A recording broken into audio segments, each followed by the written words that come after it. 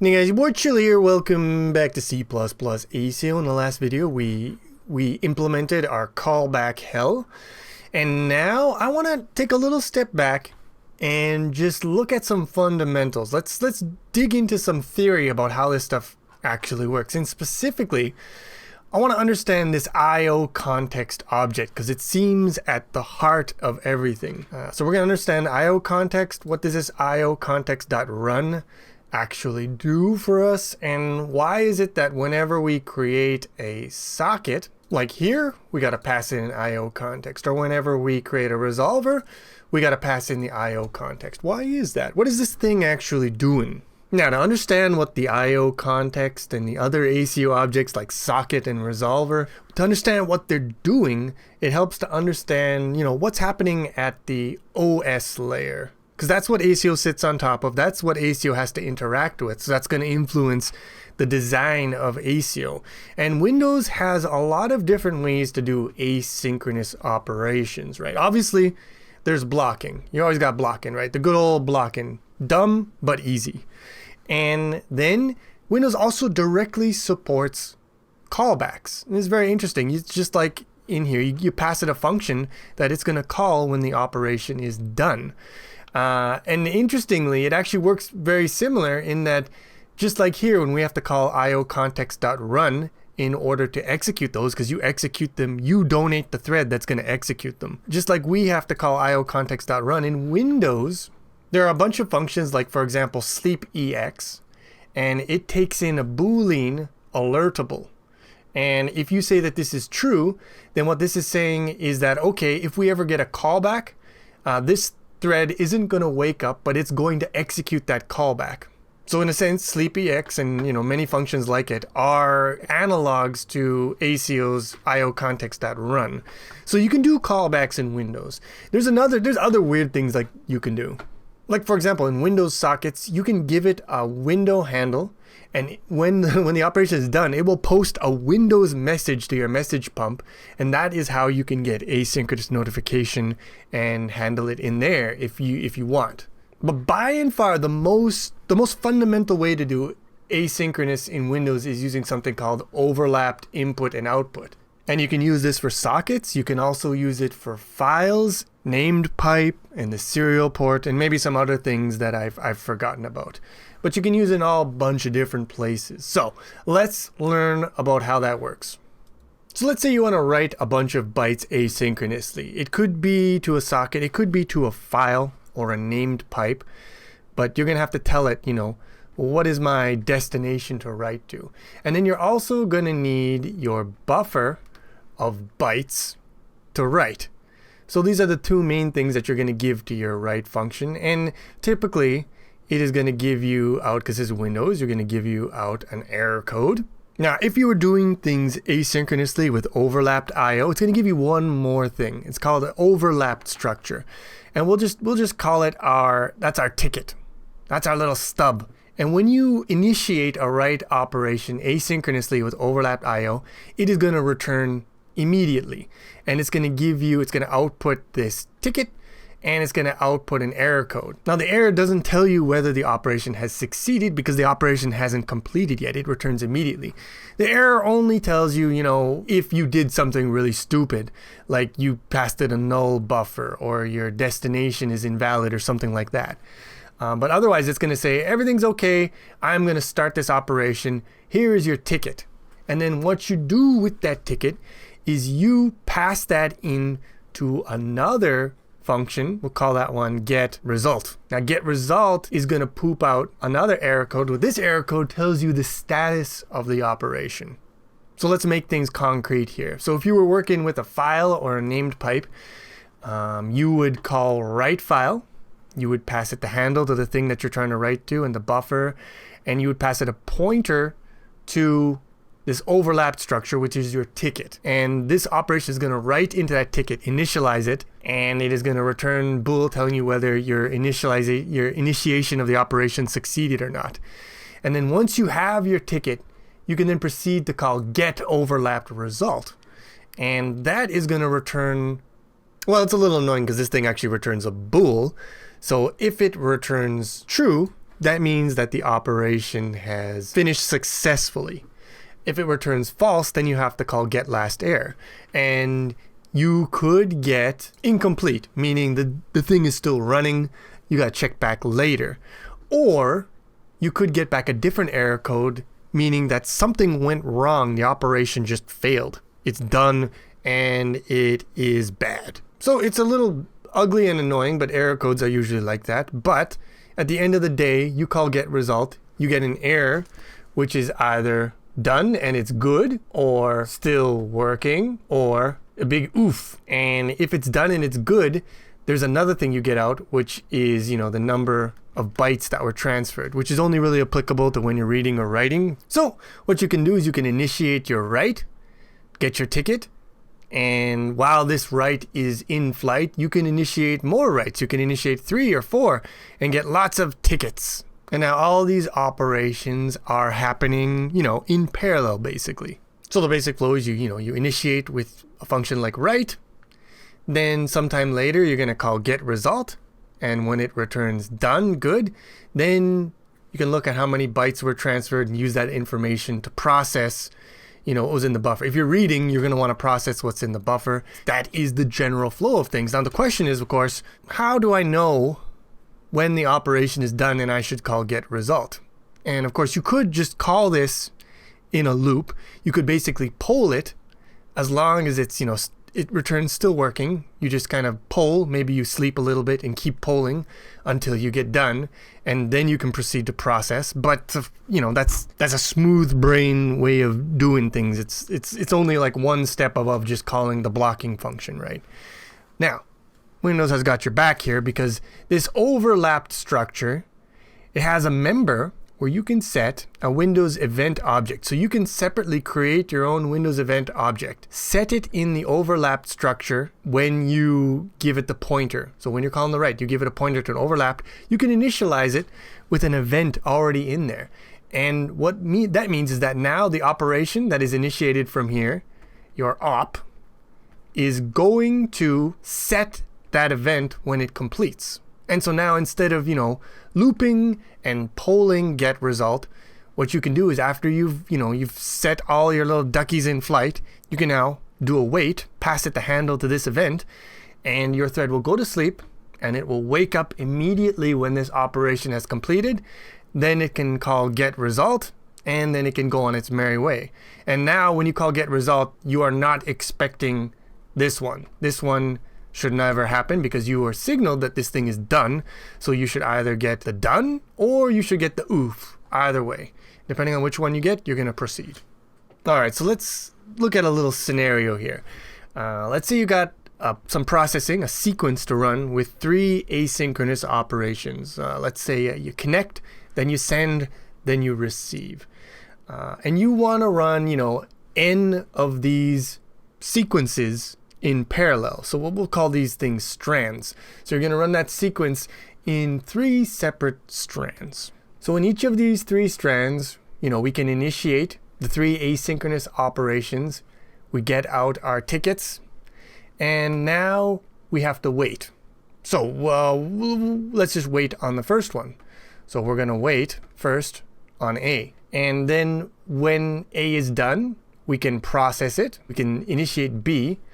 And then we can wait on sequence 2, wait on its A.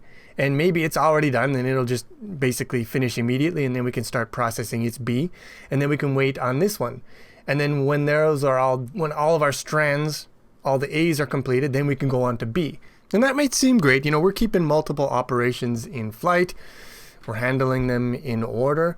But what happens if strand 1, task A, takes a very long time? So we're waiting on this one. Strand 2 and strand 3, they finish immediately. But we're waiting on this one. So they're just sitting there and we're not handling them. We could be completing them, moving on to the next step, but we can't because we're stuck waiting on A. We have decided we're going to wait on A. This one's done. And of course, if we change it, we say, okay, now we're going to wait on number 2. Maybe this one turns out to be really short, and maybe this one turns out to be really long, and we got the same situation. Now, the simplest way to wait, again, going back at our very messy diagram here, is when you create your overlap structure that you're going to pass to your function, your initiator function. You're going to set in it a Windows event object, and then you can wait on that event object. The function that you would call is wait for single object. You would pass in the handle to your event, and then your thread will go to sleep and it will wake up immediately when that event is signaled, when the operation has completed. But there is another one. In addition to the wait for single object, there's also wait for multiple objects. This one's a little more complicated. It takes in a count and a pointer to an array of handles. And now you can wait on multiple handles at once. And this is the special sauce that enables our asynchronous processing to be not crap. So now when we initiate our 3 asynchronous operations A in each of our strands, these would be our connect operations, we're going to get 3 overlapped structures, 3 tickets, and we can associate with each of those tickets, can associate an event with each of those. Now we put those event handles into an array and we wait on all the handles at once. And when wait comes back, it's going to give us a return value. It's going to give us an index into which of these events was the one that triggered us to wake up. So we wait on all of them. And when we get a signal, we check the return value. It says, it's this event. So that means that we need to handle this strand and do the next step. And so now, even if our steps take varying amounts of time to complete, that's fine, because as soon as any one of these strands has finished its operation, we're going to wake up, we're going to know which one is done, and we can immediately initiate the next step and then go back to sleep and wait. So each one of these 3 strands is its own independent progression. Completion order is completely independent. They don't have to be in lockstep. They get handled as fast as they happen, and they don't block each other. Now here's a little tricky problem now. When you wake up and you say, okay, I got to handle, strand 2, how do you know which operation to do next? Well, obviously you're going to need, for each of these strands, you're going to need some kind of state variable. Maybe it's an enumeration, and it's enum, class enum, state ABC. And you store that variable for each one of these in an array. Maybe in the same array that you're already using to store your overlaps and your events. Your event handles, you're going to store your states. And every time you go to the next state, you're going to increment it, go to the next one. And so now what you've got here is you've got like a state machine. Maybe you store the states in here. You're probably also going to store like your buffers and your destination or whatever, your socket that you're communicating with, or your file. They'll all be in an array here, and they'll all handle. So when you wake up, you're going to know, I got to handle, strand 3. So I'm going to go to strand 3. I'm going to check the state. It's going to tell me what I have to do next. Maybe I need a switch here, because the switch is going to tell me what kind of processing I have to do, and then what operation to initiate next. So we got a state machine. A thread is running it, mostly waiting and waking up every now and then, looking at the state variable, executing the state machine, going back to sleep. And essentially, that is what IO context run is doing. The IO context is the thing that is holding that array of events. And when you call run on it, you're sleeping on that. You're waking up anytime you get a signal, and you're handling that signal and then going back to sleep until all the things that are queued up in there have completed. There's no new operations to wait on, and then it returns. So essentially that's what this is, but there are some key differences. So think about this. If you're writing, a library to be used for asynchronous IO, agnostic of any specific application, you can't have a switch statement here with all the hard-coded logic of what to do at each step, what to do with these buffers, and what asynchronous operation to initiate next. What do we do with the data? Like, that's a concern for the person using the application, so you can't code it into ASIO itself. And that is why we have callbacks. Callbacks allow ASIO to focus on, the scheduling of the asynchronous operations, and what you do with the results of those operations, that is handled by whoever is using ASIO. And they customize that by passing in the callbacks. So let me give you like my own sort of mental model about how this stuff works. It's probably not 100% accurate because I haven't dug into all the code, But this is my understanding just looking at the interface and what is actually being done. So you've got an IO context object. You create something, so you create an IO socket, you pass it a reference to the IO context. So now it's going to maintain this reference in here. Maybe you also create like an acceptor object that is accepting connections. You've got a server and it also has a reference to the IO context. Then when you initiate, an operation, like a read, you want to do a read on the socket. You call the read function, you pass it in the pointer to the socket. You also pass it in your callback, and that is going to get stored in the socket object. You also pass in, the stuff that you need to initiate the operations, like the buffer and the number of bytes you want to read maximum or whatever. I don't know, all that stuff. So this is going to get passed through to the IO context. Very important thing here is that it's not going to initiate the asynchronous operation immediately. It's basically going to post it to a queue somewhere of like work to be done. Then when your worker thread, might be a different thread than that called read, when it calls run on your IO context object, it's going to check, is there any work to be done? Is there any outstanding work? And there is one. We have got to fire off this initiation function. So we're going to call, some kind of Windows read function, some overlapped IO. We're going to initiate the thing. We are going to store the event related to that operation in a little array here. We're going to check, do we have any other outstanding work? And let's say we don't. We're all done. All the outstanding work has been done. We fired off the initiator. So now we are going to call the Windows wait multi on an array of events. So we have one event now associated with this socket. Typically, we would have multiple events in here, all associated with, different objects. All right, where was I? So we're going to wait on multiple events. Each of these events are associated with some kind of an object, like a socket, or maybe an acceptor or a timer. And when we are woken up, we get an index, we check into our array, and we see which one this one goes to. And then we basically just forward the result to the object that received the notification. So if the read operation completes, if it completes with an error, we're going to forward that error code to here, and it is going to call the callback with that error in this thread, the one that called run. Or if it completed successfully, it's going to call the callback with the number of bytes that were actually read. And then the code in this lambda, in this callback, is basically going to, do something with the buffer. And this code might initiate another operation on here. Maybe it now initiates a write operation. So I guess the main points that I want you to take away from this is the separation of concerns. The IO context is only dealing with waiting on a bunch of events.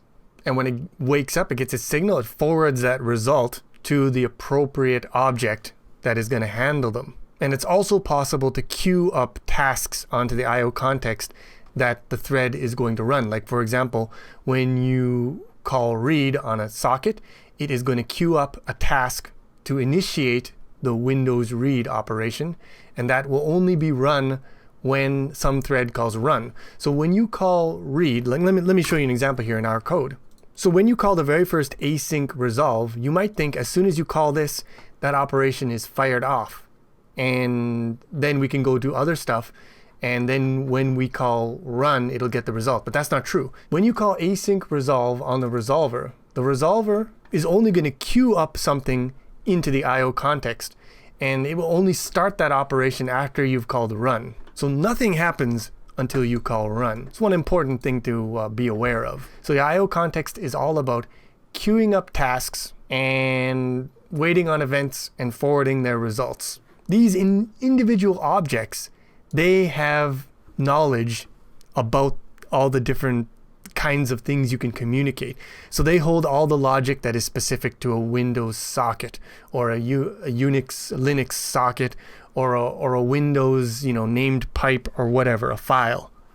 That's all contained within these objects. So this object, the IO context, is completely agnostic about, what kind of thing, what channel you're communicating on, your medium. Doesn't care about your medium, only cares about tasks and events. These objects deal with the medium, and I think they also store the completion handler gets stored in here as well, with each individual object, with each socket or acceptor or whatever. So when you call like async write on a socket, you say, hey, write this buffer to this socket. That free function is going to forward that information onto the socket, which is basically going to create a package task, which holds all the information about the buffer and the amount of bytes to transfer. It's going to post that task to here. Simultaneously, it is going to store the completion handler, what to do when we get the result, in the socket itself. And then when we call run, we're actually going to execute that task. We are going to wait on the result. And when we get the signal after waiting, then we're going to forward the result of that wait back to the socket, and it is going to call the handler function with that result and execute. So the concern of tasks and events is handled here. The concern of, specific channels of communication is handled here, these two parts of Asio. And the concern of what to actually do with the data you send and receive is handled by the app that is using Asio via these callbacks, these completion handlers. So it's a very complicated system, and I've done it myself manually before. I created this, which is like a state machine that handled the situation. Now my machine only handled the very specific use case that I built it for. So I couldn't take that, like it was for inter-process logging, if you want to know. And I couldn't then take that system and now use it directly with something else. I'd have to build a new one from scratch. And we actually did that in the project. We had one named pipe system that was used for communication between a service and a client. And then we needed more communication for logging. And so we created another named pipe system, which also had its own state machine. But it was all specific to those applications. And what Asio does is it gives you one that you can use with any application. It's universal. So making it universal means it's obviously more complicated, but the complication is in building Asio, and the people using it don't have to worry about those aspects of it. So instead of reinventing the wheel every time you need to, do some asynchronous communication, you just use the functions. You initiate your async operations on your root objects, your resolvers, your sockets, your timers, your whatever. You pass them in your callbacks with your business logic, and then you find a thread to call IO context run, and Bob's your uncle. And some of the beautiful things about using a ready-built system like this is I haven't even touched on what happens when you try to destroy some of these objects, some of these sockets or whatever, but you still have operations pending. That's not good. You have to cancel those operations. You have to keep track of what ones are in flight and cancel them before you destroy the object. And if you do use Asio, it does that automatically. I'm not going to put that in here because that's even more complicated. You can customize cancellation of specific operations, and just, I've only touched on maybe 5% of the stuff you can do with Asio, and it would be a full-time job just to implement all this stuff yourself, but you got it out of the box here. One last little observation I want to make here before I wrap things up. As I've explained, you basically, if you're running multiple strands of operations, you basically need a state machine to keep track of what stage you're at in each strand. And a very basic way of doing a state machine is some state variable, a numeration type, and then a switch. But you can also implement a state machine instead of having a state variable and then a switch with routines per enumeration type.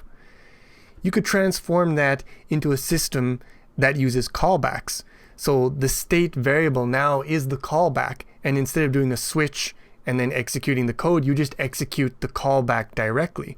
So you can transform a state machine based on enum and switch with a state machine based on callbacks, and that's basically what this is. It's just a state machine in a different disguise. And the advantage of doing it with callbacks is now, instead of having it hard-coded in some switch statement, you can inject the logic with a callback. And so now you can separate the concerns of asynchronous processing and the concerns of, like dealing with Windows sockets or whatever, from the concerns of the business logic of your application. So that's another thing. That's a transformation, transforming between enum switch to callbacks. And that is interesting because there's another transformation that we can apply. Essentially, coroutines are state machines, but coded in a very much more human readable manner. So instead of, taking the different states and breaking them up into switch cases or breaking them up into, disjoint callbacks, what coroutines allow us to do is to take a state machine sequence and write it as if we were just writing a normal sequence of operations, just like we would do when we're doing synchronous processing. So coroutines allow us to do asynchronous, but write the code like this, basically. And that is beautiful. It's a hell of a lot better than whatever the hell this is, right? So that is what we're going to get into in the next video. Oh crap, there was one thing that I forgot. I wanted to just quickly mention. So in my example, I showed you wait for multiple objects, which allows you to wait for, multiple overlapped operations.